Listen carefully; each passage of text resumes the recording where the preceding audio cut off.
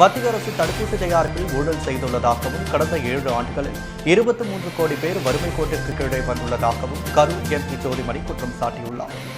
புதுச்சேரி காங்கிரஸ் கட்சி அலுவலகத்தில் செய்தியாளர்களை சந்தித்த கரூர் தொகுதி எம்பி ஜோதிமணி கூறுகையில், இந்தியாவில் பிரதமராக நரேந்திர மோடி பதவியேற்ற கடந்த 7 ஆண்டுகளில் 23 கோடி பேர் வறுமை கோட்டிற்கு கீழே தள்ளப்பட்டுள்ளதாகவும், தொடர்ந்து பெட்ரோல், டீசல், சமையல் வாயு மற்றும் விவசாய பொருட்களுக்கு மோடி அரசு அதிகப்படியான வரி விதித்ததால் அதன் விலை உயர்வு ஏற்பட்டு மக்கள் வாழ்வாதாரம் மிகவும் பாதித்துள்ளது. அது மட்டுமின்றி பிரதமர் நரேந்திர மோடி அரசால் தற்பொழுது பொருளாதாரம் சரிவடைந்து அனைத்து நிலைகளிலும் தோல்வியுற்று அரசாக திகழ்வதாகவும், பெட்ரோல் விலை தற்பொழுது 100 ரூபாயை தாண்டியுள்ளது. இதனால் ஏழை எளியோர் பாதிக்கப்பட்டுள்ளனர். கடந்த 6 மாதங்களில் 66 முறை பெட்ரோல், டீசல் விலை உயர்ந்துள்ளது. பாரதிய ஜனதா கட்சியில் கடந்த 7 ஆண்டுகளில் கலால் வரி 23 ரூபாய் உயர்த்தப்பட்டுள்ளது. கலால் வரி உயர்த்தப்பட்டதன் காரணமால் அனைத்தும் விலை உயர்ந்து வருகிறது. தொடர்ந்து விலை உயர்வால் பணவீக்கம் அதிகரித்துள்ளது. வரிகளை உயர்த்தி மத்திய அரசு 24 லட்சம் கோடி ரூபாய் கொள்ளையடித்துள்ளதாக குற்றம் சாட்டினார். தொடர்ந்து பேசுகையில், குஜராத்தில் அடித்த கொள்ளை காரணமாக மத்திய அரசு தற்பொழுது அதற்கு பணம் அளித்து வருவதாகவும், மக்களின் அத்தியாவசிய பொருட்களான பால், எண்ணெய், நெய், துவரம் பருப்பு, உளுத்தம் பருப்பு என அனைத்து விலைகளும் இதுவரை இல்லாத அளவிற்கு உயர்ந்திருப்பதாகவும், இந்திய அரசு தடுப்பூசிகள் கூட ஊழல் செய்கின்றனர்.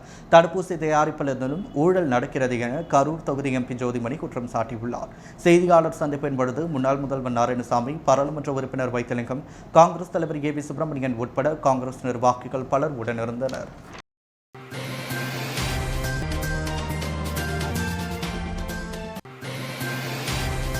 குற்றவாளிகளுடன் போலீசார் தொடர்பு வைத்திருப்பது தெரியவந்தால் சம்பந்தப்பட்டவர்கள் மீது கடும் நடவடிக்கை எடுக்கப்படும் என புதுச்சேரி உள்துறை அமைச்சர் நமச்சிவாயம் தெரிவித்துள்ளார். புதுச்சேரியில் உள்துறை அமைச்சராக பொறுப்பேற்ற நமச்சிவாயம் முதன்முறையாக காவல்துறை தலைமையகத்திற்கு இன்று காலை சென்றார். அவரை போலீஸ் டிஜிபி ரன்வீர் சிங் கிருஷ்ணரியா, ஏடிஜிபி ஆனந்தமோகன் ஆகியோர் பூங்கொத்து கொடுத்து வரவேற்றனர். தொடர்ந்து காவல்துறை அணிவகுப்பு மரியாதையை உள்துறை அமைச்சர் ஏற்றுக்கொண்டார். அதன் பின்னர் அங்குள்ள கருத்தரங்கு கூட்டத்தில் நடந்த சட்டம் ஒழுங்கு குறித்த கூட்டத்தில் பங்கேற்றார். இக்கூட்டத்தில் DGP, ADGP, senior எஸ்பிக்கள் Pratiksha Kodara, ராகுல் அல்வால், மகேஷ் குமார், பன்வால் மற்றும் உயரதிகாரிகள் கலந்து கொண்டனர். 3 மணி நேரத்திற்கு மேலாக நடந்த கூட்டத்தில் புதுச்சேரி மாநிலத்தின் சட்டம் ஒழுங்கு பாதுகாப்பு நடவடிக்கைகள் குறித்து விரிவாக விவாதிக்கப்பட்டது. கூட்டத்திற்கு பின்னர் உள்துறை அமைச்சர் நமச்சிவாயம் செய்தியாளர்களிடம் கூறுகையில், புதுச்சேரியில் மிக நீண்ட காலத்திற்கு பிறகு உள்துறை அமைச்சர் என்ற தனி பொறுப்பு வழங்கப்பட்டுள்ளது. சட்டம் ஒழுங்கு பாதுகாப்பு, போக்குவரத்து நெரிசல், காவலர்கள் நலம், இடமாற்றம், பதவி உயர்வு, போதைப் பொருட்கள் நடமாட்டம் குறித்து விவாதிக்கப்பட்டது. காவல்துறை சிறப்பாக செயல்பட்டு மாநிலம் முழுவதும் மக்கள் நிம்மதியாக அமைதியான முறையில் வாழ்வதை உறுதி செய்வோம். சட்டம் ஒழுங்கை சீர்குலைக்கும் சக்திகள் மீது உறுதியான நடவடிக்கையினை மேற்கொண்டு அமைதியினை நிலைநாட்டுவோம். புதுச்சேரியின் முக்கிய இடங்கள் சிசிடிவி கண்காணிப்பின் கீழ் கொண்டு வரப்படும். நாட்டு வெடிகுண்டு பெரும் அச்சுறுத்தலாக மாறிவரும் நிலையில் இத்தகைய செயல்களில் ஈடுபடுவோரை விரைவாக கண்டுபிடித்து சட்டத்தின் முன் நிறுத்த வேண்டும். இரவு ரோந்து பணியை முடக்கிவிடுவதோடு கிராமப்புறங்களில் சிறப்பு அதிரடிப்படையை மீண்டும் ஆரம்பிக்கும் திட்டம் உள்ளது. அதிகாரிகள் அழுத்தம் கொடுத்து இலக்கு வைத்து பொதுமக்களிடம் காவல்துறையினர் அபராதம் போடவில்லை. விதிகளை மீறுவோர் முகக்கவசம் அணியாமல் சாலைகளில் சுற்றித் திரும்பவர்கள் மீதுதான் அபராதம் விதிக்கப்பட்டுள்ளது. மக்கள் நலன் கருதியே இந்த நடவடிக்கை எடுக்கப்படுகிறது. தடைப்பட்டு போன காவலர் தேர்வு உடனடியாக நடத்தப்படும். வயது வரம்பினை தளர்த்தவும் கோரிக்கை வந்துள்ளது. தமிழகத்திலிருந்து கஞ்சா உள்ளிட்ட போதைப் பொருட்கள் நடமாட்டம் சமீப காலமாக அதிகரித்துள்ளது. இதற்கான அண்டை மாநில போலீசாருடன் இணைந்து கூட்டு நடவடிக்கை எடுக்க உள்ளோம். இத்தகைய குற்றங்களை ஒடுக்கவும் முழுநேர கண்காணிப்புக்கு வசதியாக போதைப் பொருள் தடுப்பு பிரிவு விரைவில் ஆரம்பிக்கப்படும். பொதுமக்களை அச்சுறுத்தும் செயின் பறிப்பு, வழிப்பறி உள்ளிட்ட குற்றத்தில் ஈடுபடுவோர் மீது இரும்பு கரம் கொண்டு ஒடுக்கப்படுவர். காவல்துறையினர் குற்றவாளிகளுடன் தொடர்பு வைத்திருப்பது தெரியவந்தால் எவ்வளவு பெரிய உயர் பொறுப்புகளில் இருந்தாலும் அவர்கள் மீது 100% உறுதியான நடவடிக்கை எடுக்கப்படும் என அமைச்சர் நமச்சிவாயம் தெரிவித்துள்ளார்.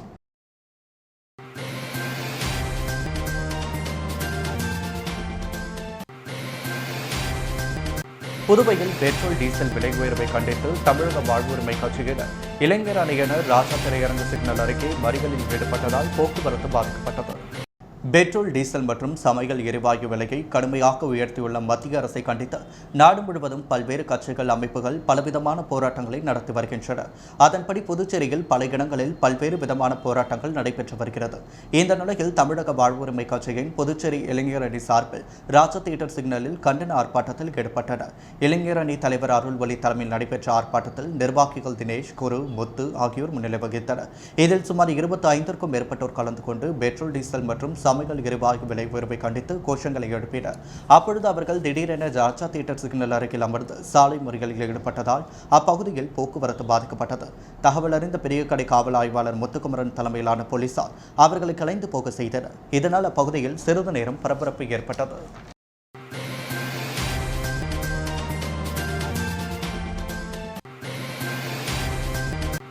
காலாப்பட்டு தொகுதி பாஜக சட்டமன்ற உறுப்பினர் கல்யாண சுந்தரம் பிறந்த நாளை முன்னிட்டு அமைச்சர்கள், சட்டமன்ற உறுப்பினர்கள் உட்பட ஏராளமானோர் பிறந்தநாள் வாழ்த்து தெரிவித்தனர். புதுச்சேரி காலாப்பட்டு தொகுதி பாஜக சட்டமன்ற உறுப்பினர் கல்யாண சுந்தரத்தின் பிறந்த நாளை முன்னிட்டு அவரது ஆதரவாளர்கள் பல்வேறு இடங்களில் அன்னதானம் உட்பட நலத்திட்ட உதவிகள் கொண்டாடி வருகின்றனர். மேலும் சட்டமன்ற உறுப்பினர் கல்யாண சுந்தரத்தின் பிறந்தநாள் விழா அவரது இல்லத்தில் நடைபெற்றது. இதில் பாஜக சட்டமன்ற உறுப்பினர்கள், அமைச்சர்கள், மாற்றுக் கட்சி சட்டமன்ற உறுப்பினர்கள், சுயேட்சை சட்டமன்ற உறுப்பினர்கள், அரசியல் கட்சி தலைவர்கள், பொதுமக்கள் என திரளானோர் கலந்து கொண்டு சால்வை அணிவித்தும் பூங்கொத்து கொடுத்து வாழ்த்து தெரிவித்தனர். அதன்படி உருளையன்பேட்டை தொகுதி சட்டமன்ற உறுப்பினர் நேரு, முத்தியால்பேட்டை தொகுதி சட்டமன்ற உறுப்பினர் பிரகாஷ்குமார், சமூக சேவகர் சந்திரஜி, காமராஜர் நகர் தொகுதி பாஜக பிரமுகர் உமாசங்கர் உட்பட ஏராளமானோர் சட்டமன்ற உறுப்பினர் கல்யாண சுந்தரத்திற்கு பிறந்தநாள் வாழ்த்துக்களை தெரிவித்தனர்.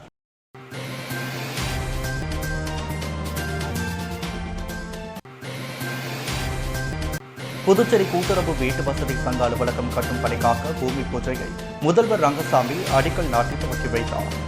1956 முதல் புதுச்சேரி பொது ஊழியர்கள் சங்கம் புதுச்சேரி அரசு ஊழியர்களுக்காக துவங்கப்பட்டது. 64 ஆண்டுகளுக்கு மேலாக 5500க்கும் மேற்பட்ட உறுப்பினர்களை கொண்டு உறுப்பினர்களின் கடன் தேவைகளை உடனுக்குடன் பூர்த்தி செய்து சிறப்பாக செயல்பட்டு வருகிறது. இதில் இளங்கோ நகரில் உள்ள புதுச்சேரி கூட்டுறவு வீட்டு வசதி சங்கத்திற்கு சொந்தமான தட்டாஞ்சாவடி வேதபுரீஸ்வரர் வரதராஜா பெருமாள் நகரில் உள்ள இடத்தினை 1.5 கோடியில் 2841 சதுர அடியில் கடந்த 2020ஆம் ஆண்டு சங்கத்திற்காக கிரயம் செய்யப்பட்டுள்ளது. அந்த இடத்தில் புதிதாக அலுவலக கட்டிடம் கட்டுவதற்கான அடிக்கல் நாட்டு விழா இன்று நடைபெற்றது. முதலமைச்சர் ரங்கசாமி விழாவில் கலந்து கொண்டு பூமி பூஜை செய்து பணிகளை துவக்கி வைத்தார். இந்நிகழ்ச்சியில் புதுச்சேரி கூட்டுறவு சங்கங்களின் பதிவாளர் முகமது மன்சூர், சங்க தலைவர் தமிழொலி, உபத்தலைவர் கணேஷ், சங்க இயக்குநர்கள் செந்தில்குமார், ராஜசேகரன், மணி, தரணிசிங், ஆறுமுகம், கோவிந்தசாமி, செல்வகுமார் உட்பட பலர் கலந்து கொண்டனர்.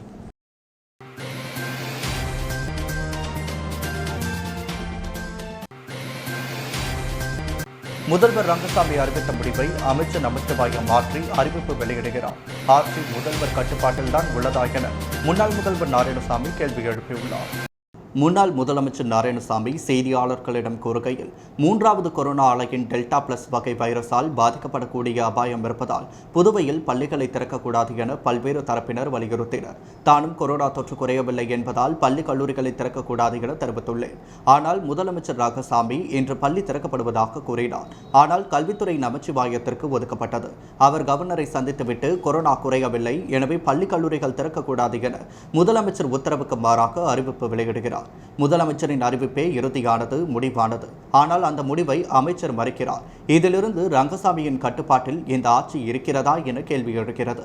முதலமைச்சர் அறிவித்த பின்னர் அதனை மாற்றி மற்றொரு அமைச்சர் அறிவிப்பது என்பது புதுவையில் ரங்கசாமி ஆட்சியா அல்லது பாஜக ஆட்சி நடக்கிறதா என நாராயணசாமி கேள்வி எழுப்பியுள்ளார்.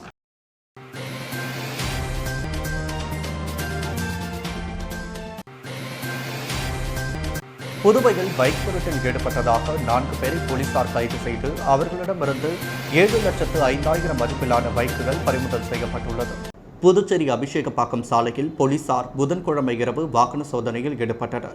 அப்பொழுது அந்த வழியாக 2 பைக்குகளில் வந்த இளைஞர்களை பிடித்து விசாரித்தனர். இதில் அவர்கள் கிருமாம்பாக்கத்தை அடுத்த பிள்ளையார்குப்பத்தை சேர்ந்த சிவசங்கர், கடலூர் அருகே பூண்டியாங்குப்பத்தை சேர்ந்த குட்டி என்ற புருஷோத்தமன், பள்ளி நீரோடையை சேர்ந்த பில்லாபாய் என்ற பிரகாஷ்குமார், மதகடிப்பட்டு ஆண்டியார் பாளையத்தை சேர்ந்த சௌத்ரி என்பதும் அவர்கள் ஓட்டி வந்த பைக் திருடப்பட்டது என்பதும் தெரியவந்தது. விசாரணையில் அவர்கள் மரக்காணம், தவளக்குப்பம், கிருமாம்பாக்கம், திருப்புவனை பகுதிகளில் விலை உயர்ந்த மோட்டார் சைக்கிள்களை திருடியது தெரியவந்தது. இதையடுத்து போலீசார் அந்த 4 பேரையும் கைது செய்ததுடன் அவர்களிடமிருந்து 7.5 லட்சம் மதிப்பிலான 5 பைக்குகளை பறிமுதல் செய்தனர்.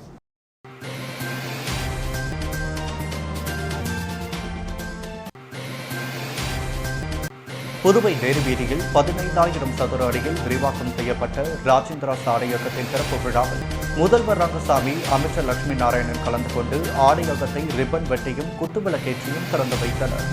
21 வருட காலமாக மக்கள் ரசனையையும் தேவையையும் பூர்த்தி செய்து நன்மதிப்பையும் பாராட்டையும் பெற்ற ராஜேந்திரா ஆடையகம் 15,000 சதுர அடியில் விரிவாக்கம் செய்யப்பட்டு அதன் திறப்பு விழா நேரு வீதியில் மிக பிரம்மாண்டமாக இன்று காலை நடைபெற்றது. ராஜேந்திரா சாலையகத்தின் உரிமையாளர் ராஜேந்திரன் தலைமையில் நடைபெற்ற இந்த விழாவில் சிறப்பு விருந்தினராக முதலமைச்சர் ரங்கசாமி மற்றும் பொதுப்பணித்துறை அமைச்சர் லட்சுமி நாராயணன் ஆகியோர் பங்கேற்று ரிப்பன் வெட்டி திறந்து வைத்து குத்துவிளக்கேற்றி விற்பனையை துவக்கி வைத்தனர். ராஜேந்திரா ஆண்கள் ஆடை பிரிவில் தரைத்தளத்தில் ஃபேப்ரிக்ஸ், விரிவுபடுத்தப்பட்ட முதல் தளத்தில் பிராண்டட் ஃபார்மல்ஸ் மற்றும் கேஷுவல்ஸ், இரண்டாம் தளத்தில் சூட்ஸ், ஷெர்வானி, பிளேசர்ஸ் விற்பனைக்காக வைக்கப்பட்டுள்ளது. மேலும் திறப்பு விழா சலுகையாக இன்று முதல் வருகின்ற 18ஆம் தேதி வரை வாடிக்கையாளர்கள் வாங்கும் ஆடைகளுக்கு 10% தள்ளுபடியை வழங்கியுள்ளது. இதனை பொதுமக்கள் பயன்படுத்தி மகிழுமாறு ராஜேந்திரா உரிமையாளர் கேட்டுக்கொண்டுள்ளார்.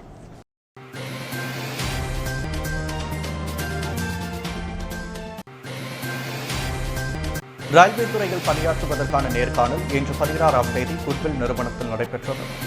புதுச்சேரி குட்வில் நிறுவனத்தின் இயக்குநர் விஸ்வ கார்த்திகேயன் அறிவுறுத்தலின்படி ரயில்வே துறையில் பணியாற்றுவதற்கான நேர்காணல் நடைபெற்றது. வெங்கடா நகர் பார்க் எதிரே அமைந்துள்ள தங்களது நிறுவனத்தில் நடைபெற்ற இந்த நேர்காணல் புதுச்சேரியை சேர்ந்த பட்டதாரிகள் ஆண், பெண் இருப்பாளரும் கலந்து கொண்டனர். ஒவ்வொருவராக தனியாக வந்து நேர்காணல் நடைபெற்றது. இதில் தேர்வு செய்யப்படும் நபர்களுக்கு ரயில்வே துறையில் வேலை வாய்ப்பு வழங்கப்படுவதாகவும் தெரிவித்துள்ளார்.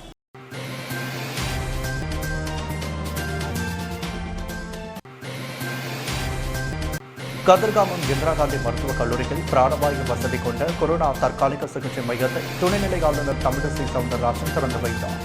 புதுச்சேரி கதிர்காமம் இந்திரா காந்தி மருத்துவக் கல்லூரியில் பிராணவாயு வசதி கொண்ட தற்காலிக கொரோனா சிகிச்சை மையம் திறப்பு விழா நடைபெற்றது.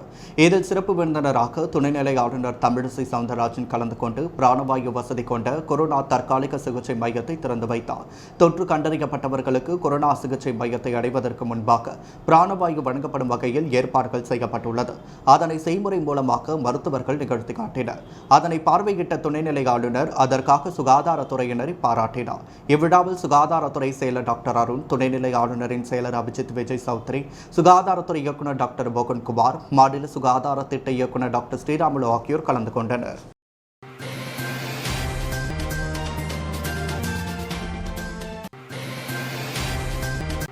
பள்ளி மற்றும் கல்லூரிகள் திறப்பை காலவரையற்ற அளவில் ஒத்திவைக்க உள்துறை அமைச்சர் நமசிவாயத்திற்கு அகில பாரதிய வித்யார்த்தி பரிஷத் சார்பில் நன்றி தெரிவிக்கப்பட்டது. அகில பாரதிய வித்யார்த்தி பரிஷத் சார்பில் பள்ளி மற்றும் கல்லூரிகளின் திறப்பை காலவரையற்ற ஒத்திவைக்க வேண்டும். தற்பொழுது கொரோனா தொற்று குறையாத சூழலில் பள்ளிகளை திறக்கக்கூடாது என கோரிக்கை வைத்தனர்.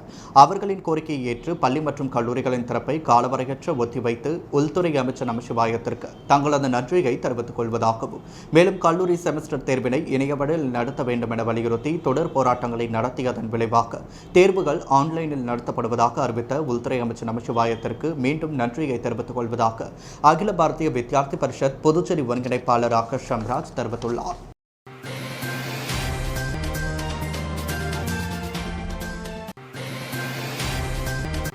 பாஜக இளைஞரணி செயலாளர் விழிப்புணர்விற்காக வைத்திருந்த பேனரை மர்ம நபர்கள் சேதப்படுத்தியதை அடுத்து பெரியகடை காவல் நிலைய ஆய்வாளர் முத்துக்குமாரிடம் புகார் மனு அளிக்கப்பட்டுள்ளது.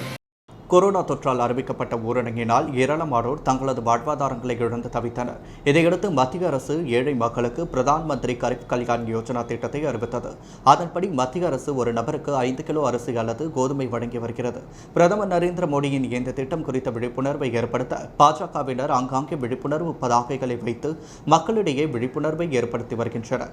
அதன்படி புதுவை ராஜ்பவன் தொகுதிக்குட்பட்ட பகுதிகளில் பாஜக இளைஞரணி செயலாளர் விக்னேஷ் கண்ணன் பிரதான் மந்திரி கரீப் கல்யாண் யோஜனா திட்டம் குறித்த விழிப்புணர்வு பேனரை வைத்துள்ளார். அதில் அஜந்தா சிக்னல் அருகே வைத்திருந்த பேனரை மர்ம நபர்கள் சேதப்படுத்தியுள்ளனர். இதுகுறித்து விக்னேஷ் கண்ணன் பெரியகடை போலீசில் இன்று தனது ஆதரவாளர்களுடன் புகார் அளித்தார். புகாரை பெற்றுக்கொண்ட ஆய்வாளர் முத்துக்குமார் நடவடிக்கை எடுப்பதாக உறுதியளித்தார். இதனால் பெரியகடை காவல் நிலையத்தில் சிறிது நேரம் பரபரப்பு ஏற்பட்டது.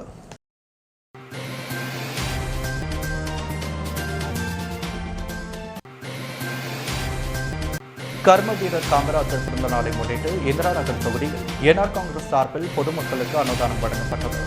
கர்ம வீரர் காமராஜரின் 118வது பிறந்த நாளை முன்னிட்டு கோரிமேடு ஜிப்மர் அருகில் பொதுமக்களுக்கு அன்னதானம் வழங்கப்பட்டது. சிறப்பு விருந்தினராக இந்திரா நகர் தொகுதி சட்டமன்ற உறுப்பினர் ஏகேடி ஆறுமுகம் தலைமை தாங்கினார். கோரிமேடு வணிகர்கள் சங்க தலைவர் செந்தில்குமார் முன்னிலை வகித்தார். அதைத் தொடர்ந்து பொதுமக்களுக்கு அன்னதானம் வழங்கப்பட்டது. இந்த நிகழ்ச்சியில் அமுதன், சுப்பிரமணி, சுகுமார், பாலா மற்றும் வணிகர்கள் சங்க நிர்வாகிகள் மற்றும் பெருந்தலைவர் காமராஜர் ஆட்டோ ஓட்டுநர் சங்க உறுப்பினர்கள் மற்றும் கார் ஓட்டுநர் சங்க நிர்வாகிகள் மற்றும் இந்திரா நகர் தொகுதி என்ஆர் காங்கிரஸ் பிரமுகர்கள் திரளாக கலந்து கொண்டனர்.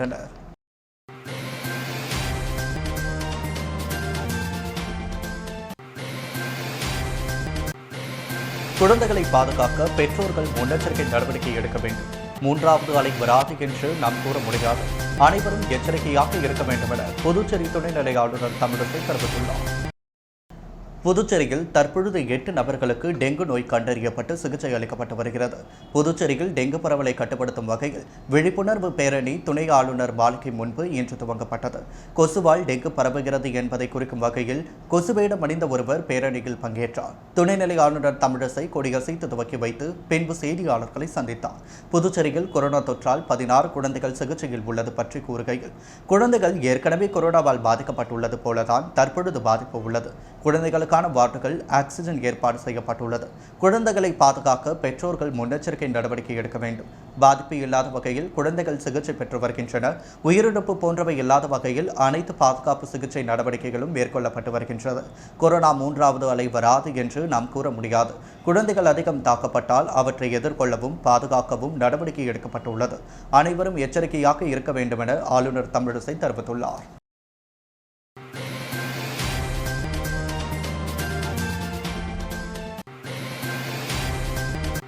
குழந்தைகளுக்கு கொரோனா தொற்று இருப்பதைக் கண்டு மக்கள் அச்சமடைய வேண்டாம். பெற்றோர்கள் தடுப்பூசி செலுத்திக் கொண்டால் நோய் தொற்று வராது என சுகாதாரத்துறை இயக்குநர் மோகன்குமார் தெரிவித்துள்ளார். இதுகுறித்து புதுவை சுகாதாரத்துறை இயக்குநர் மோகன்குமார் செய்தியாளர்களிடம் கூறும்பொழுது, புதுவையில் இதுவரை 16 குழந்தைகளுக்கு கொரோனா தொற்று அறிகுறிகள் இருப்பது உறுதி செய்யப்பட்டுள்ளது. இதில் 1 வயது முதல் 5 வயது உள்ள 16 குழந்தைகளுக்கு தொற்று உள்ளது. மீதமுள்ள 5 குழந்தைகள் கொரோனாவால் பாதிக்கப்பட்ட தாய்க்கு பிறந்தவர்கள். இந்த குழந்தைகளை பரிசோதனை செய்ததில் ஒரு குழந்தைக்கு கொரோனா தொற்று இல்லை என்பது தெரியவந்தது. மற்ற 4 குழந்தைகளுக்கு பரிசோதனை முடிவு வெளிவர வேண்டியுள்ளது. குழந்தைகளுக்கு கொரோனா தொற்று இருப்பதைக் கண்டு மக்கள் அச்சமடைய வேண்டாம். பெற்றோர்கள் தடுப்பூசி செலுத்திக் கொண்டால் நோய் தொற்று வராது. மேலும் குழந்தைகளுக்கு தொற்று ஏற்பட்டால் என்னென்ன அறிகுறிகள் ஏற்படும் என்பதை ஆஷா பணியாளர்கள், அங்கன்வாடி ஊழியர்கள் உள்ளிட்டோருக்கு பயிற்சி அளிக்கப்பட்டு பொதுமக்களுக்கு விழிப்புணர்வு ஏற்படுத்தப்படும். தொற்று பாதித்த குழந்தைகளுக்கு சிகிச்சை அளிக்க 60 படுக்கைகள், வெண்டிலேட்டர்கள் தயாராக உள்ளது. புதுவையில் 5 பேர் டெங்கு பாதிப்புக்குள்ளாக்கி சிகிச்சை பெற்று வருகின்றனர் என சுகாதாரத்துறை இயக்குநர் மோகன்குமார் தெரிவித்துள்ளார்.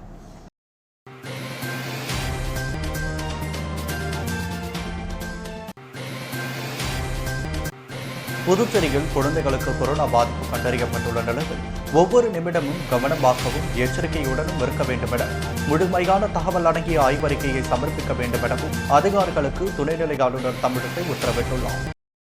புதுச்சேரியில் கொரோனா தொற்று பரவலை கட்டுப்படுத்தும் தொடர் முயற்சியாக 20வது வாராந்திர கொரோனா மேலாண்மை சீராய்வு கூட்டம் நடைபெற்றது. துணைநிலை ஆளுநர் மாளிகையில் நடைபெற்ற கூட்டத்திற்கு துணைநிலை ஆளுநர் தமிழிசை சவுந்தரராஜன் தலைமை தாங்கினார். தலைமை செயலர் அஸ்வினிகுமார், போலீஸ் டிஜிபி ரன்வீர் சிங் கிருஷ்ணரியா, வருவாய்த்துறை செயலர் அசோக்குமார், உள்ளாட்சித்துறை செயலர் வல்லவன், செய்தித்துறை செயலர் உதயகுமார், சுகாதாரத்துறை செயலர் அருண் மற்றும் துணைநிலை ஆளுநரின் செயலர் அபிஜித் விஜய் சௌத்ரி, சுகாதாரத்துறை இயக்குநர் மோகன்குமார், தேசிய சுகாதார இயக்க திட்ட இயக்குநர் ஸ்ரீராமுலு மற்றும் மாநில கொரோனா மேலாண்மை பொறுப்பு அதிகாரி ரமேஷ், உலக சுகாதார நிறுவனத்தின் பிரதிநிதி சாய்ரா பானு மற்றும் ஜிப்மர் தனியார் மருத்துவக் கல்லூரிகளின் அதிகாரிகள், பிரதிநிதிகள் கூட்டத்தில் கலந்து கொண்டனர். சுகாதாரத்துறை இயக்குநர் புதுச்சேரியில் கொரோனா நிலவரம், 3வது அலையை எதிர்கொள்ள அரசு எடுத்து வரும் நடவடிக்கைகள், கருப்பு பூஞ்சை நோய் தடுப்பூசி குறித்து படக்காட்சி மூலம் விளக்கினார். தொடர்ந்து கூட்டத்தில் துணைநிலை ஆளுநர் தமிழிசை பேசும்பொழுது, புதுச்சேரியில் 21 குழந்தைகள் கொரோனாவால் பாதிக்கப்பட்டிருக்கும் செய்தி கவலை அளிக்கிறது. அதனால் ஒவ்வொரு நிமிடமும் நாம் கவனமாகவும் எச்சரிக்கையோடும் செயல்பட வேண்டும். குழந்தைகள் கொரோனாவால் பாதிக்கப்படுவது குறித்த முழுமையான தகவல் அடங்கிய ஆய்வறிக்கையை அளிக்க வேண்டும். சூழ்நிலையை தீவிரமாக கண்காணிக்க வேண்டும். ஒருவேளை குழந்தைகளை தாக்கினால் எதிர்கொள்வதற்கான அனைத்து அடிப்படை வசதிகளும் ஏற்கனவே செய்யப்பட்டிருப்பது குழந்தைகளுக்கு சிகிச்சை அளிக்க பெரிதும் உதவுகிறது. கொரோனா கட்டுக்குள் இருந்தாலும் எந்த நேரத்திலும் 3வது அலை தாக்கலாம் என்ற எச்சரிக்கை உணர்வோடு அனைவரும் செயல்பட வேண்டும். தடுப்பூசியால் புதுச்சேரி வேகமாக முன்னேறி வருகிறது. ஆனாலும் ஒவ்வொரு பகுதிக்கும் பொறுப்பாளர்களை நியமித்து தீவிரமாக தடுப்பூசி செலுத்துவதை மேற்கொள்ள வேண்டும். குழந்தைகளை வெளியில் கூட்டி செல்வதும் உறவினர்களை வீட்டிற்கு அழைப்பதையும் தவிர்க்க வேண்டும் என்று பெற்றோர்களுக்கு போதிய விழிப்புணர்வை ஏற்படுத்த வேண்டும். அனைத்து குழந்தை நல மருத்துவர்களும் பொதுநல மருத்துவர்களும் குழந்தைகளுக்கு தொற்று ஏற்படுகிறதா என்பதை தீவிரமாக கண்காணிக்க வேண்டும். குழந்தைகளுக்கு அளிக்கப்பட்டு வரும் சிறப்பான சிகிச்சைகள் அவர்களை அபாய கட்டத்திலிருந்து காப்பாற்றியிருக்கிறது. அனைவரும் இணைந்து கொரோனாவை கட்டுப்படுத்துவதில் தீவிரமாக இயங்க வேண்டும். பொருளாதார பாதிப்புகள் ஏற்பட்டுவிடக்கூடாது என்பதற்காகத்தான் தளர்வுகள் அறிவிக்கப்பட்டுள்ளது என்பதையும் முழு கவனத்தில் கொண்டு எப்பொழுதும் கொரோனா தடுப்பு நடவடிக்கைகளில் பின்பற்ற வேண்டும். ஒவ்வொரு வாரமும் நடைபெறும் சீராய்வு கூட்டம் கொரோனா பரவலை கட்டுப்படுத்துவதற்கான திட்டம் வகுக்கவும் அவற்றை முன்னெடுப்பதற்கான வழிமுறைகள் குறித்து ஆலோசனைகள் பெறவும் பெரிதும் உதவியாக இருக்கிறது என துணைநிலை ஆளுநர் தமிழிசை தெரிவித்துள்ளார்.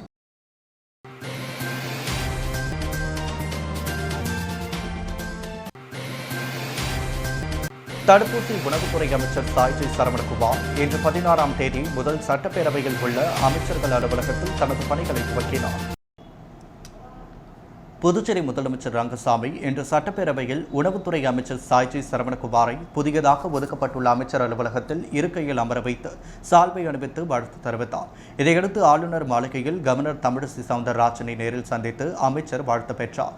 அதைத் தொடர்ந்து உள்துறை அமைச்சர் நமசிவாயம், சபாநாயகர் செல்வம், திமுக சட்டமன்ற உறுப்பினர் நாஜிம்ஸ் உட்பட அரசியல் கட்சியினர் அமைச்சருக்கு சால்வை அணிவித்து வாழ்த்து தெரிவித்தனர். அதைத் தொடர்ந்து அமைச்சர் சாய்ஜி சரவணகுமார் இன்று சட்டப்பேரவையில் உள்ள அமைச்சர் அலுவலகத்தில் தனது பணிகளை துவக்கினார். மேலும் பணிகளை துவங்குவதற்கு முன் ஏழை எளிய மக்களுக்கு தனது சொந்த செலவில் பால், அரிசி மற்றும் சர்க்கரை உள்ளிட்ட பொருட்களை அமைச்சர் வழங்கினார். அதைத் தொடர்ந்து குடிசை மாற்று வாரியம் மூலம் வீடு கட்டும் திட்டத்தின் கீழ் 70,000 ரூபாய் வீதம் 42 ரூபாயினை ஊசுடு தொகுதியை சேர்ந்த 41 பயனாளிகளுக்கு வழங்கினார். இந்நிகழ்ச்சியில் சாய் இளங்கோவன், குடிசை மாற்று வாரிய செயற்பொறியாளர், உதவி செயற்பொறியாளர், இளநிலை செயற்பொறியாளர் உட்பட அதிகாரிகள் பலர் கலந்து கொண்டனர்.